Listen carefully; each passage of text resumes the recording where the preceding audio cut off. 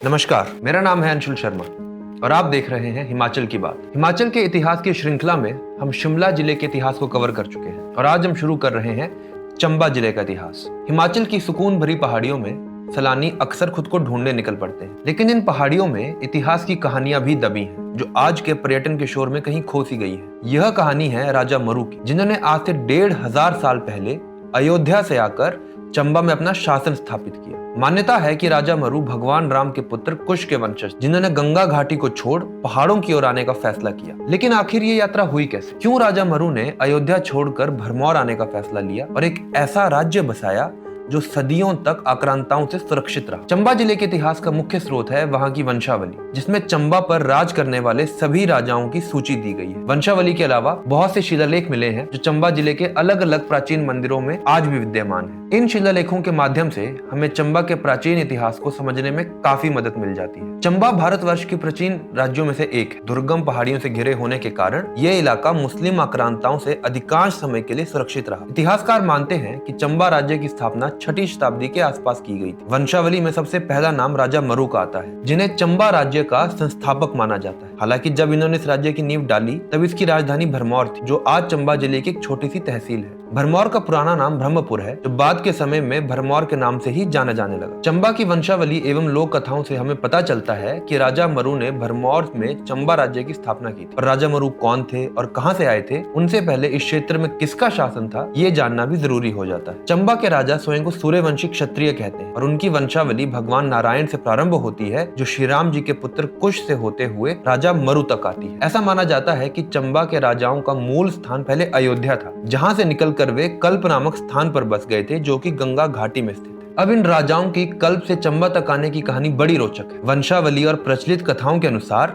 राजा मरु बड़े ही धार्मिक व्यक्ति थे, जो अपना अधिकांश समय तप और पूजा पाठ में बिताते थे। उनके 3 पुत्र हुए। तीनों जब युवावस्था में पहुंचे तब राजा मरु ने तीनों को अलग अलग क्षेत्र दे दिए, जहां वो राज्य कर सके। सबसे बड़े बेटे को उन्होंने कल्प का राज्य सौंप दिया और बाकी दोनों के साथ उत्तर की दिशा में चल दिए। दूसरे बेटे को उन्होंने कश्मीर के निकट पहाड़ियों में बसा दिया और अपने सबसे छोटे बेटे के साथ, जिसका नाम जयस्तंभ था, रावी घाटी की तरफ चल दिए। राजा मरु ने अपने बेटे के साथ मिलकर इस क्षेत्र के छोटे राजाओं को पराजित करके ब्रह्मपुर की स्थापना की। ये पूरी घटना 6वीं शताब्दी के अंत के आसपास की मानी जाती है। जयस्तंभ को राजा बनाने के बाद राजा मरु कल्प लौट जाते हैं और साधु का जीवन बिताने लगते हैं और इस प्रकार चंबा राज्य की शुरुआत हो जाती है। जयस्तंभ के बारे में हमें और कोई जानकारी नहीं मिलती, बस हम इतना जानते हैं कि जयस्तंभ के बाद जलस्तंभ और उसके बाद महास्तंभ राजा बनते हैं। यहाँ पर एक ध्यान देने लायक बात यह है कि इन सभी राजाओं के नाम के अंत में स्तंभ होता है। भारतवर्ष में अगर हम उड़ीसा के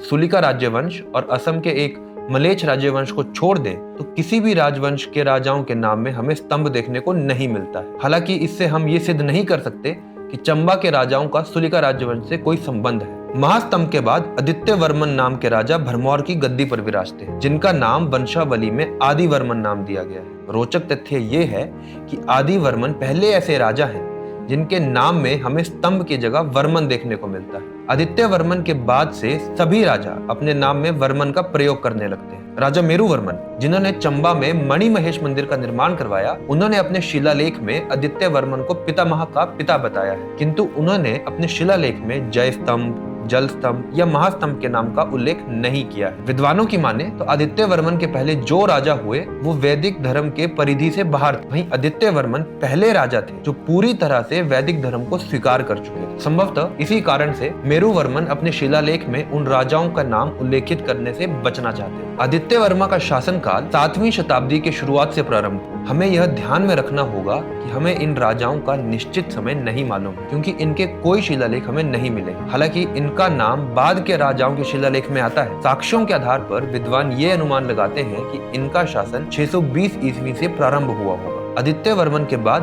बल वर्मन राजा बनते हैं। इनका नाम भी मेरू वर्मन के भरमौर शिलालेख में आता है, जिसमें इन्हें मेरू वर्मन का पितामह कहकर संबोधित किया गया है। इनका समय 640 ईस्वी के आसपास का माना जाता है। बल वर्मन के बाद दिवाकर वर्मन राजा बनते हैं। कुछ शिलालेखों में इनका नाम देव वर्मन बताया गया है और इनका समय 660 ईस्वी के आसपास का है। दिवाकर वर्मन के बाद भरमौर की राजगद्दी पर मेरू वर्मन आते हैं, जिन्होंने मणि महेश एवं कई मंदिरों का निर्माण करवाया, जो आज भी चंबा में स्थित है। उनकी कहानी अगली वीडियो में जारी रहेगी। धन्यवाद।